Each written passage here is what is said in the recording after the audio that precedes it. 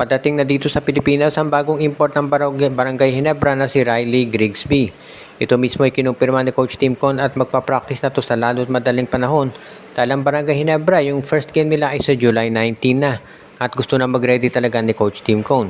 Medyo maninibago sigurado Barangay Ginebra dahil ngayon lang sila ulit magkakaroon ng bagong import na hindi si Justin Brownlee.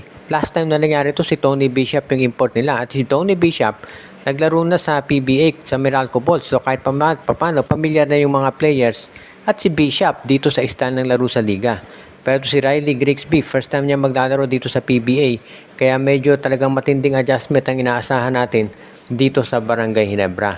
Kaya itong Ginebra naman ay confident sila na magiging maganda ang ilalaro nitong si Riley Grigsby para sa kanila.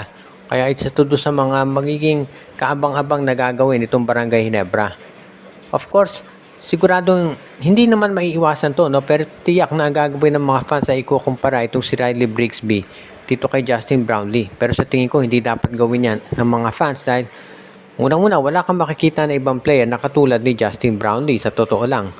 So mukhang kinakailangan talaga dito na tanggapin ng mga fans na yung magiging laro nitong si Riley Grigsby, hindi yan magiging katulad ni Justin Brownlee talaga. Dahil syempre si Justin Brownlee, iba yan eh. Hindi naman yan, wala tayong makikita ng ibang import na katulad nito.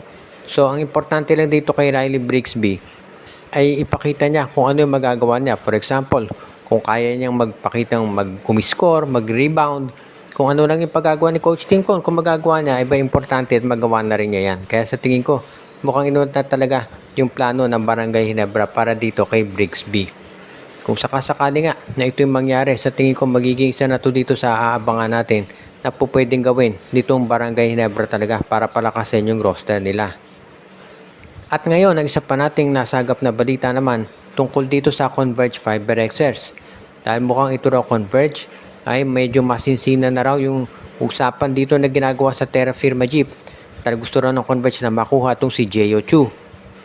Alam ng Converge na merong rule sa PBA na yung mga big men ay hindi po pwede yung mga number 1 draft pick hindi ite-trade for 3 seasons.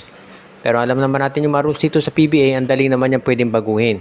At ngayon pa lamang daw ay gusto nang makuha nitong lineup ni Coach Delta Pineda, itong si Jeo Chu dahil nakikita nila yung potential nito. Ngayon, nandito na lamang yan syempre kay Coach Renzi Baha, kay Coach Ronald Tubig kung pakakawalan nila at doon sa PBA board. Sa tingin ko kung papayag yung Terra Firma na i-trade si Jeo Chu, madali naman makukumbinse itong PBA board na baguhin yung rules nila. Ilang beses naman ginawa yan ng PBA talaga na binabago-bago yung mga rules nila. Balita nga ngayon yung ban doon sa mga naglalaro abroad, yung 3-year ban ay baka alisin na rin. So mukhang ito mangyayari dito para sa Terra Firma Jeep at Converge. Marami nga nagsasabi na ito si Jeo Chu, maganda yung addition dito sa Converge FiberXers. Dahil magaling ito na player at syempre yung height nito mapapakinabangan talaga yan ng Converge. Lalo na at magkakaroon sila ng triple tower, si Chu, si Arana at si Justin Baltasar. At siguradong iyan yung dahilan kung ba't ito gustong makuha ni Coach Delta Pineda. Ngayon marami naman pwedeng ipalit itong Converge para dito kay Jeo Chu at isa doon sa nakikita natin ay baka ibigay nila itong si Jonel Policarpio.